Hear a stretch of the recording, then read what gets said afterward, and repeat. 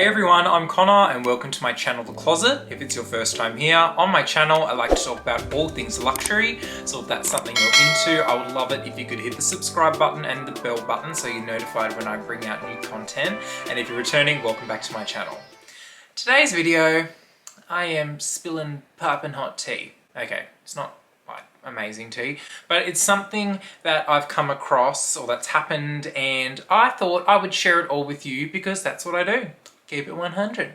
So yeah, let's just jump right on. Jump right in.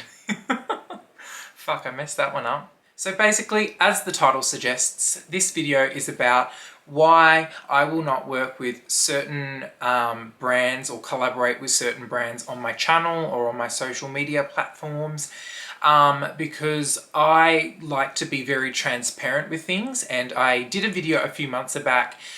Should luxury YouTubers have transparency on their channels? If you haven't seen it, I will link it up above. But basically in that video, like the title suggests, I talk about should YouTubers be open about brand collaborations or paid deals or sponsorships with their audience, because ultimately they're providing advice on products, or they're promoting products, and the audience who's watching the video should be aware that they're being incentivized by that, whether it be in monetary terms, whether it be in free goods, or a combination of both. So in that video, I talk about all of that, and basically I was in agreement with yes, they should, because your audience is the people that watch and support your channel, so they should be made fully aware of the ins and outs, I guess, or basically the gist of your motivation for promoting a product or a business. Now, a few days ago, or last week, Dale, Ada, and a lady named Narelle and I all went out for lunch, and basically the topic came up where we were talking about brand collaborations and what we do, would we do it, blah, blah, blah, and Lilysilk came up. Now, if you're not familiar with Lilysilk, they are a silk company basically that produce like pajamas and blouses and all different kinds of items of clothing in silk, and they're quite prevalent on YouTube, especially with influencers, because they reach out to influencers and get them to promote their products. Now, it's funnily enough, on that day we were talking about it and I said I've never been contacted by Lilysilk to promote anything. They've never messaged me or anything like that. And then like 24 hours later or 48 hours later, funnily enough, Lilysilk emailed me asking if I would collaborate with them. Now, I immediately responded and I said, look, sorry, no, not interested, blah, blah, blah. And I just left it at that. Then they responded back via email and they said, hi Connor, look, we really would like to collaborate with you with regards to men on YouTube. There's not a lot to talk about our brand or promote our brand, and we think it would be a great opportunity for you to kind of do that. And they said, please send over your media kit with basically what you would charge us to do a video promoting us, and we'll go from there. And I thought, okay, look, I'm being very dismissive by just automatically saying no. They're asking me what I would charge to promote a video, and this, especially with larger YouTubers, this is established practice. You know, big, large YouTubers have media kits where they have a template with their fees for YouTube videos, collaborations, Instagram posts, Instagram live stories, anything that they can promote a business on a platform. They have associated a monetary value to the length of time that they would give to that, like whether it be a 3-minute video or a 1-minute Instagram video or whatever it may be. And I find that quite interesting because as somebody who, you know, is, I guess, present on social media, and I am someone who is quite business oriented, I found that quite interesting. So I thought, you know what, I'm going to see where this goes, because like I've always said, because I am transparent about things that I do on my channel, I will hands down accept payment for promoting a brand or a product if it's something that I genuinely would go and purchase myself. Whether or not it's been gifted to me or not, I would only kind of talk about something that I would personally want to buy, or if it's been gifted to me, I would personally recommend because of the quality or because of the functionality or whatever it may be. And I think that's pretty fair to say, because at the end of the day, YouTube for me is a hobby. I have a full-time job, I have a business, I do lots of other things as well, and this is a hobby for me. But as my channel grows, I don't think there's anything wrong with putting a monetary cost on my time, because the more videos I do, or the more time that I do put into, being on social media, it is taking away from my, discretionary time. So for me to monetize that isn't something that I'm ashamed of or something that I think is taboo. I think it's just business, and there's nothing wrong with being paid to promote something that you actually like. It's just how the world works. So I thought, like back onto Lilysilk, I thought, okay, you know what? I'm going to go through this with kind of an open mind and read through what they're wanting to do. And I thought, look, I'm going to hop on the Lilysilk website and see what they have. So I did that. I went on their website. I saw that they had a men's section, which I was not aware of, because I've never seen men promote any of their stuff. I've never seen women promote any of the men's stuff. There may be videos out there, but not that I've seen. So I thought, you know what, I'm going to give this a go. I found a few products on their website that I liked, things that I would genuinely go and buy. And I went back to Lilysilk and said, look, this is what I'd be willing to, or want to be paid to do a video collaboration, and let's go from there. They came back and counter-offered basically what I was asking for, or what I said was my time was worth. And I thought, okay, yeah, fair enough. And then I said, oh, and these are the products that I would be willing to speak about. These are things that I would wear. These are things that I could confidently say are good value for money. And with regards to the quality and the feel and everything, I would have to assess that when the items actually arrived. I also said that when the items arrive, if I do not like them, or if I think that the quality doesn't match the price point, or whatever it may be, it's not something that I would recommend, I will just send the items back and then we'll call it even. They emailed back, and this is the part that I wanted to share, and this is the important part regarding transparency, is they actually wrote back and they said, no, Connor, it doesn't work like that. So we'll be paying you to talk about the products that we've selected for you. Here is a link to the 3 or 4 products that we would only give.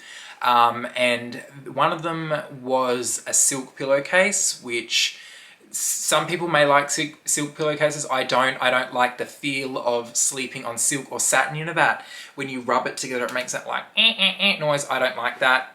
So that's already off the books. I would not promote something that I don't like. Secondly was, I laugh every time I think of this.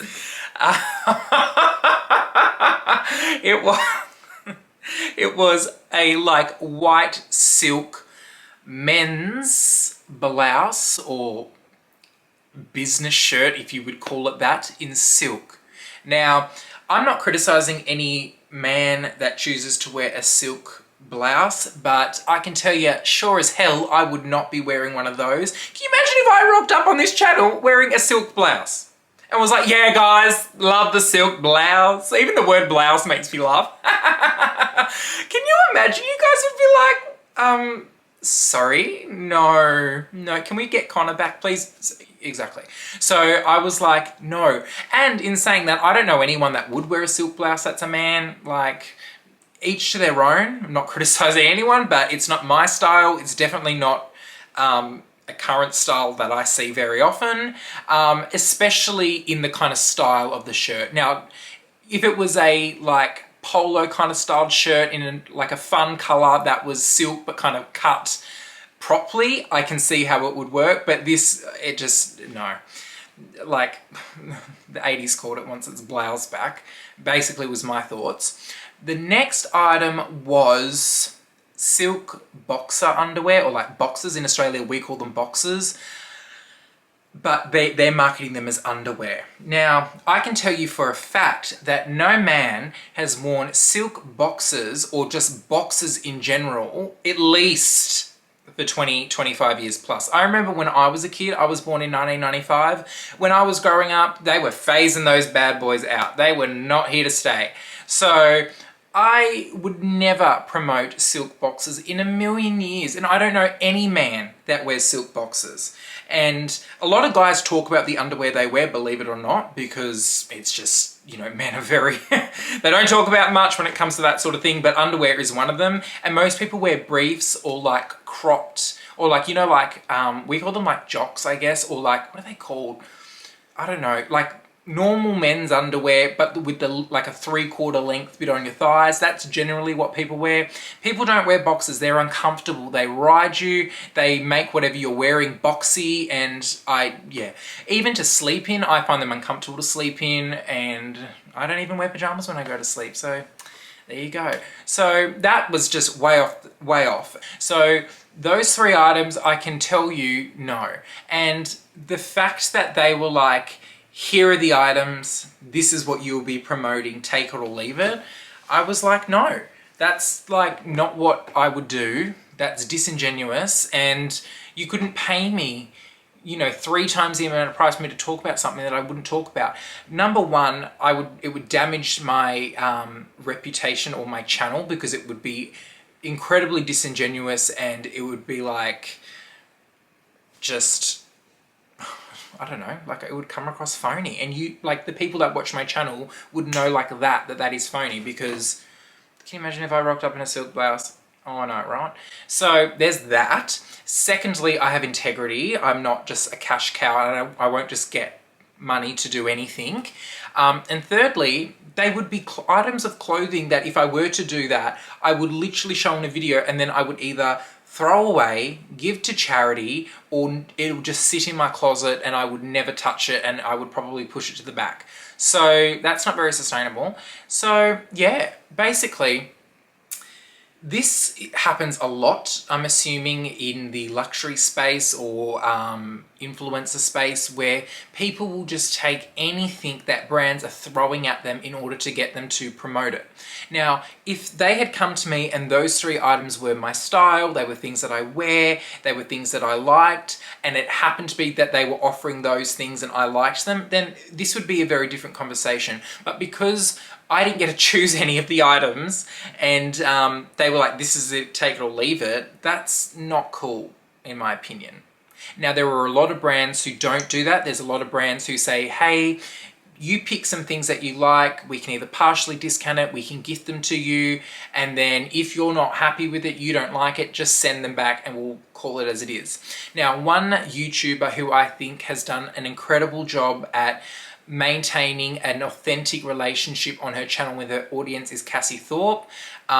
Cassie's like a really, really lovely girl, and I've spoken to her off YouTube, and she's just as funny as she is on her channel off. She's incredibly authentic, and she is somebody that, when I think it was one of her Q&A videos, I'm pretty sure from memory, where somebody asked, how do you make YouTube your full-time business and how do you make it sustainable? And basically she said in that, from memory, that I'm incredibly authentic on my channel. I only work with brands that I would genuinely go out and work with, and that's consistent with her style, her channel, her social media. So I think she's somebody that's done an incredible job at maintaining the balance of getting income from businesses to support her job, because it's her full-time job, but also maintaining an authentic relationship with not only her audience, but herself and her style. So that is a collaboration kind of influencer or social media or YouTuber person that I think sets a really great standard.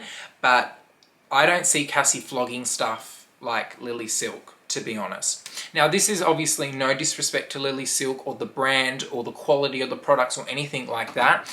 This is just a commentary on how they approached me and their kind of practices with how they do things. And you may think that I'm, you know, just having a whinge because I didn't get what I want, and I can assure you that is not the case. I could not care less. I'm just letting you guys know that when it comes to transparency on YouTube, sometimes you can read between the lines, and if you see that a YouTuber or an influencer or somebody is now all of a sudden flogging something that is so totally different to their style, their personal style, you can read between the lines now, I guess. I think this is how a lot of these brands or businesses kind of reach out and try to do collaborations, and there's nothing wrong with it. That's how they want to do business. That's how they want to do business. But I'm never going to collaborate basically with companies that send me stuff that I don't like.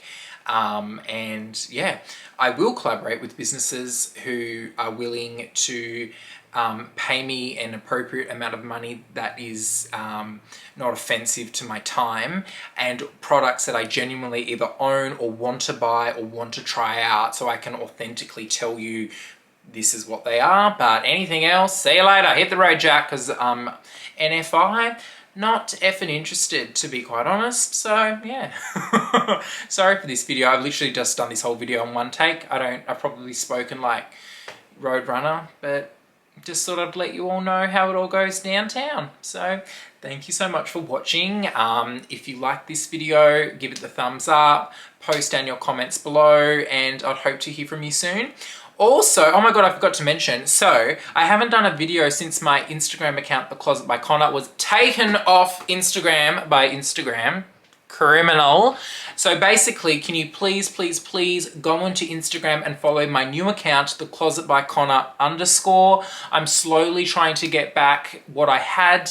I've had a lot of people message me or comment on my YouTube videos asking if I blocked them on Instagram. No, I have not blocked anyone on Instagram. My account has gone and I don't think I'm getting it back. I don't know why it was taken away. Apparently I violated terms and conditions, which is this thing Instagram does to anyone. They will just remove their account and then it's gone. I've lost messages from people that I've loved talking to. I've lost photos. I've lost my following, and I'm really upset. But at the end of the day, worse things could happen in life, right? But if you could please go and follow that account, I'd be really grateful. But thank you all so much for watching this video, and I will see you all next time.